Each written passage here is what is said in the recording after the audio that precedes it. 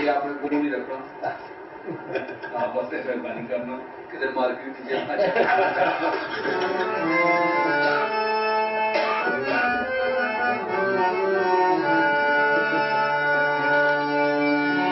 हाँ जी खासा तरह इस तरह भाव की है।